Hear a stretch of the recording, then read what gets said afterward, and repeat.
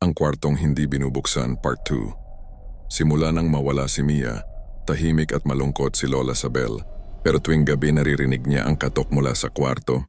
Tok, tok, tok. Lola, palabasin mo ako. Alam ni Lola na hindi na si Mia ang nagsasalita, kundi ang nilalang na kinuha ang apo niya.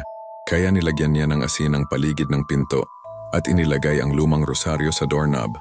Pero isang gabi, bumalik ang kuryente at biglang sumindi ang ilaw sa loob ng kwarto. Nakita ni Lola ang refleksyon sa salamin. Si Mia umiiyak at may sulat sa kamay. Sinulat niya gamit ang kanyang daliri sa salamin. Isa pa ang susunod. Nanginginig si Lola at pinuntahan ang mga apo. Lahat sila gising, maliban sa bunso na wala na sa higaan. Mula sa kwarto may bata na namang nakangiti. Ngayon 2 na sila sa loob ng salamin. Ang kwartong hindi binubuksan, Part 3, ang huling ritual. Kinabukasan, tinawag ni Lola Sabel ang pari ng baryo. Dumating si Father Ramon dala ang holy water at Latin prayer book. Sabi niya, hindi basta multo ang nasa kwarto, kundi isang nilalang na kumukulong sa kaluluwa ng bata para makalabas sa mundo. Sinimulan ang ritual. Habang nagdadasal si Father Ramon, biglang nag-crack ang salamin.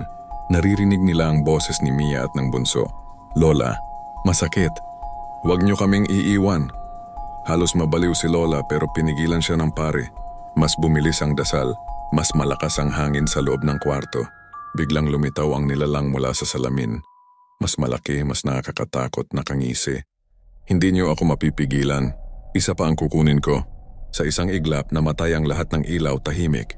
Nang bumalik ang kuryente, basag na ang salamin. Wala na ang nilalang, pero wala na rin si Father Ramon.